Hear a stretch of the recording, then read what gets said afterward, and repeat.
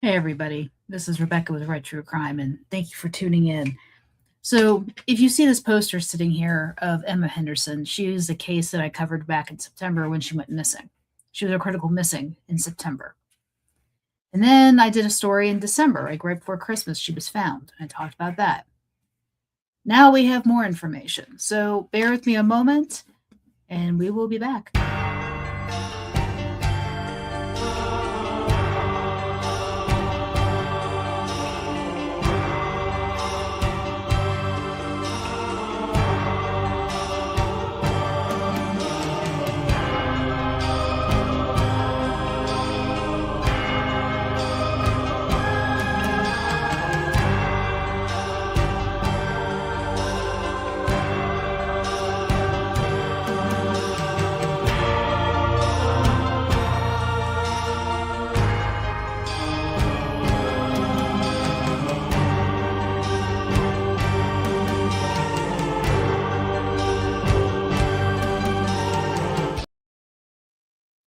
Okay, thank you for sticking it out. So, if you all go back to my video I did back around, I would say the 16th, 17th of September, I believe it was around that time, I talk about how she was talking to somebody online. This could be some type of like weird abduction situation.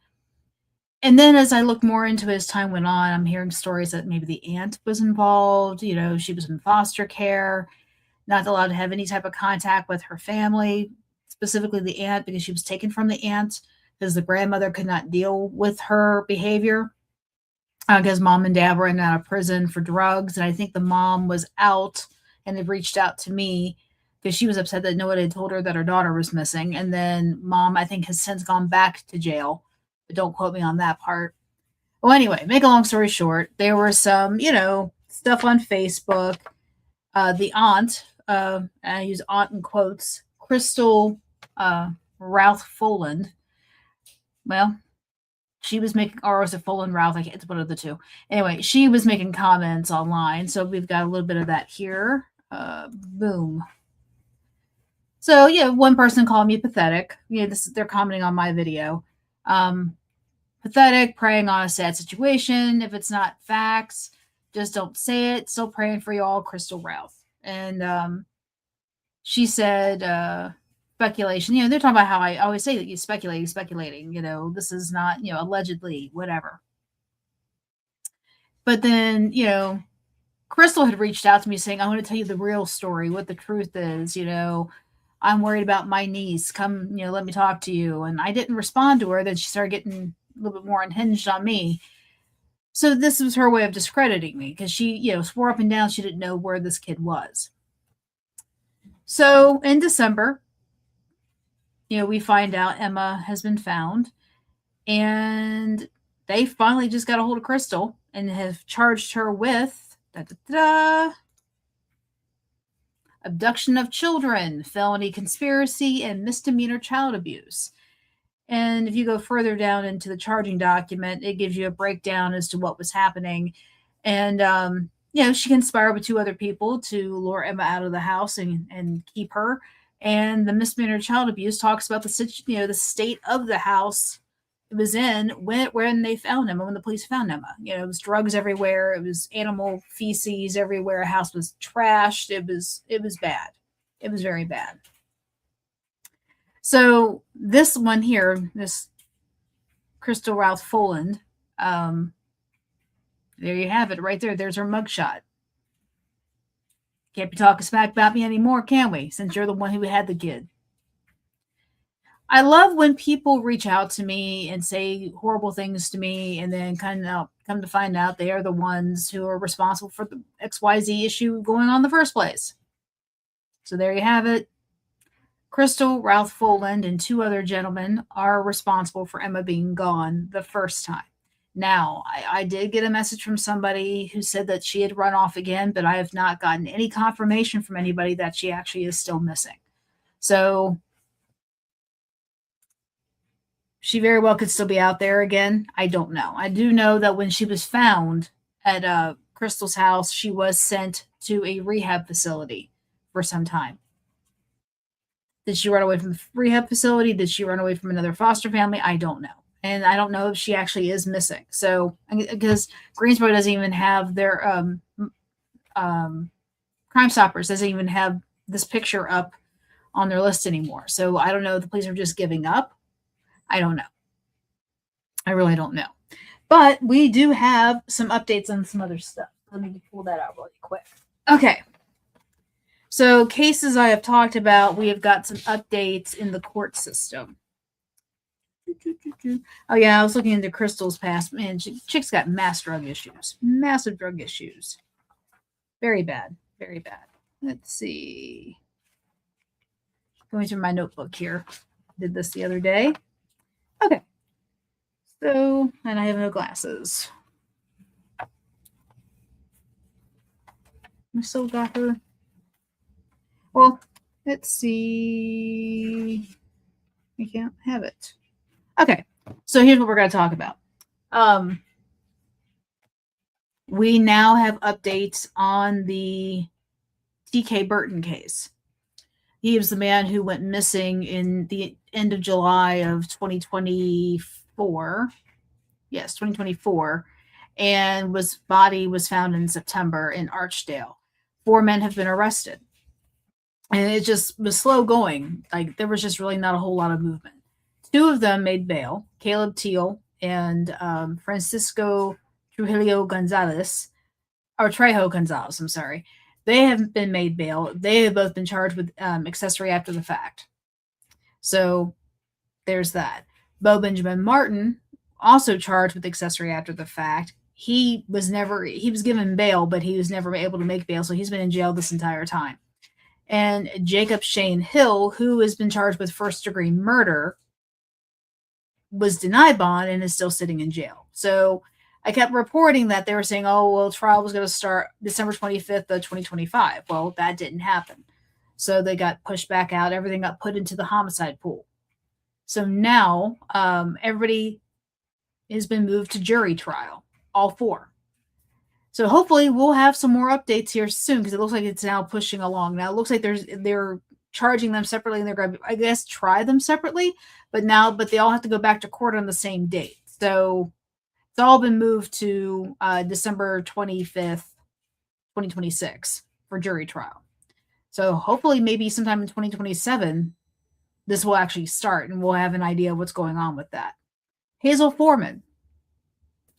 She is the person who owned the nursing facility where Larry Burton went missing from this past summer. Man still has not been found. It's been, let's see, he went missing right before July 3rd. So it's been 8 months. Nothing on Larry Burton. So, and all she's going to get hit with is a $500 fine. That is not justice for me. I mean, she may not have kicked the man out the door, but she is responsible for running that facility without a license and everything that happens with that. So, yeah, I do think that's some nonsense right there.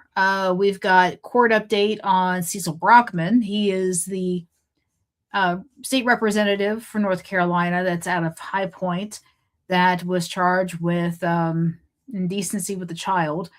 And he had a 15-year-old minor living in his apartment that he was having a very intimate sexual relationship with, or what he's been accused of. Child went missing, kid ran away. I don't know if it's a boy or a girl. But then when Cecil Brockman saw that the kid was gone, he used his political influence and the power he had and got police looking for this child. Found child went to the hospital. They went through the child's phone, found a lot of sexually explicit material on there involving Cecil Brockman and said child. Hence charges. So he is withdrawn from his position as state representative. He is also withdrawn from the Democratic Party, and he is on house arrest. So he's got a court date coming up March 13th.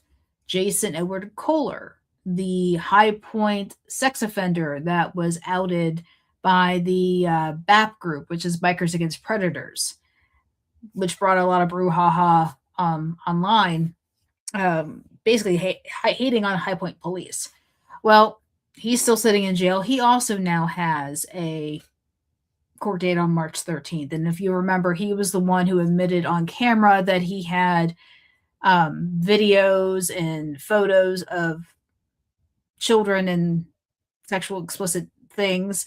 And he was online talking to an 11-year-old, but it was a dummy account. So he was, it was not a fake. It was a fake social media account for a kid, but he was trying to make arrangements to meet up with an 11-year-old girl based off that. So that's why BAP went to his house, got him to confess on camera, and he's now since been arrested and he's been sitting in jail all this time.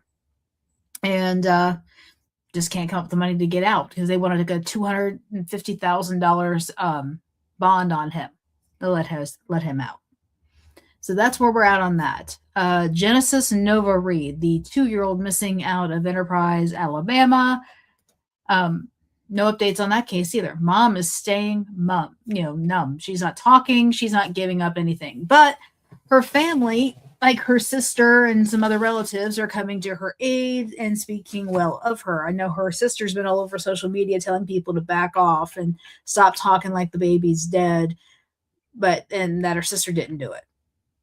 Okay, well, if your sister didn't do it, then have your sister talk to your sister and get her to tell the world or tell the police where Genesis is. Doesn't matter whether she did it or not. She knows where this kid is. I truly believe she knows where this child is. Whether she's alive or dead, I don't know. But I think she knows where this child is. And she needs to fess up the details. I just don't understand why this woman won't just tell the truth. Probably she doesn't want to go to jail, but she doesn't realize she's going to jail regardless. It's going to happen.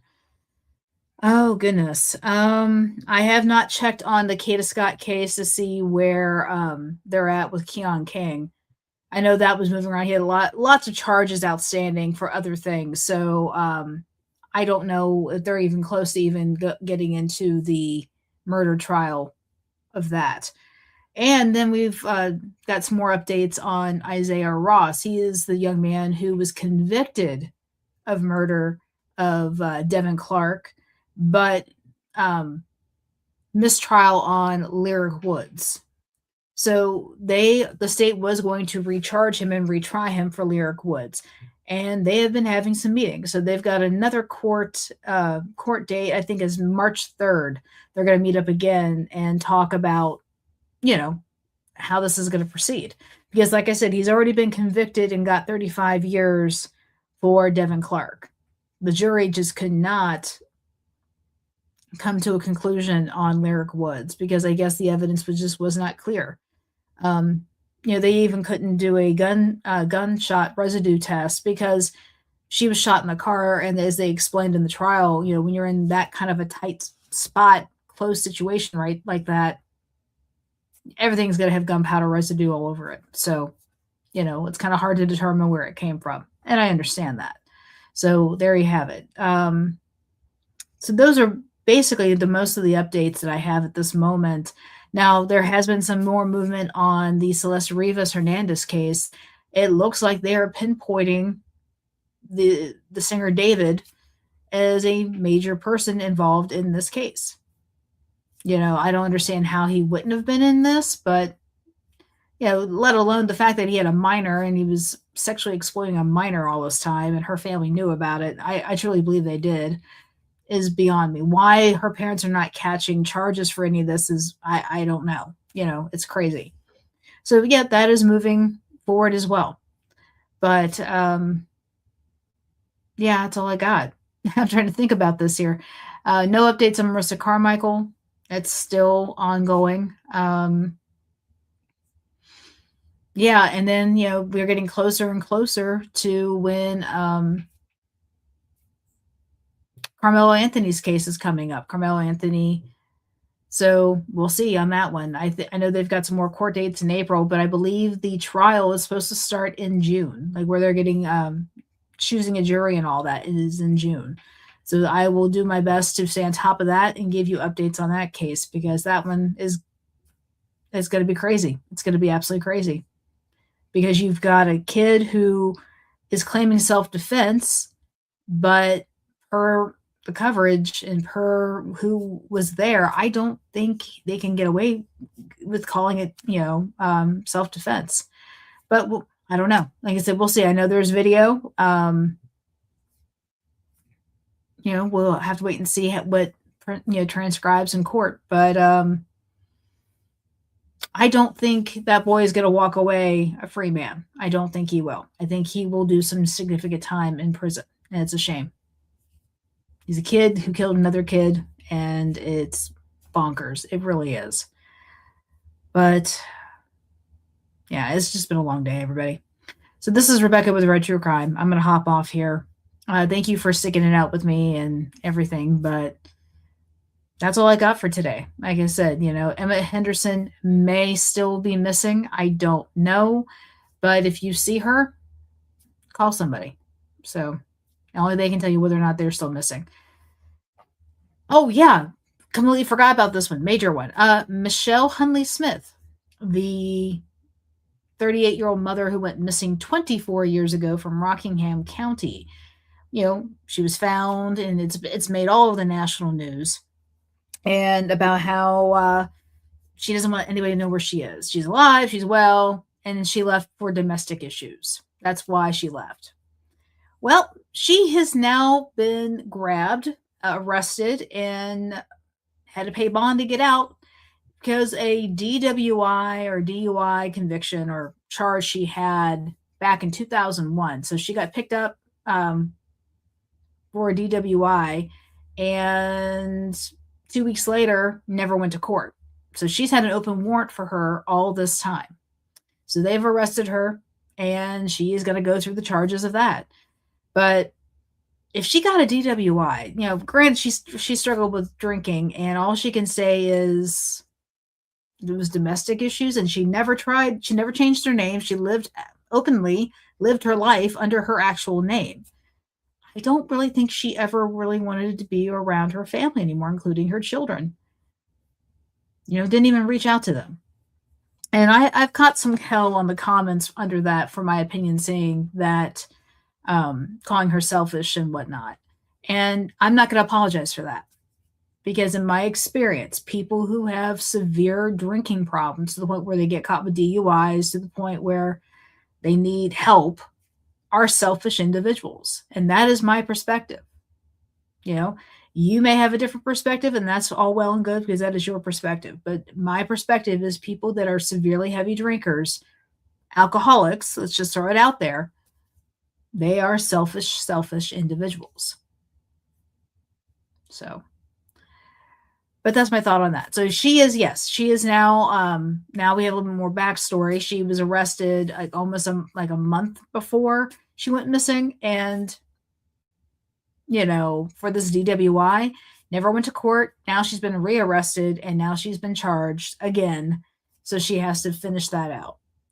But now her address is out there. Now her kids know where she lives because it was on the charging documents, and it's a public document. So they're not going to cover that up. She's not a victim. She's somebody who's being charged. So that's all out there for the whole world to see. So her kids can go to her house if they want. So there you go. But I'm going to hop off here. That's all I got for tonight. And so thank you again for tuning in. That's all the updates. That's a lot of updates, I know.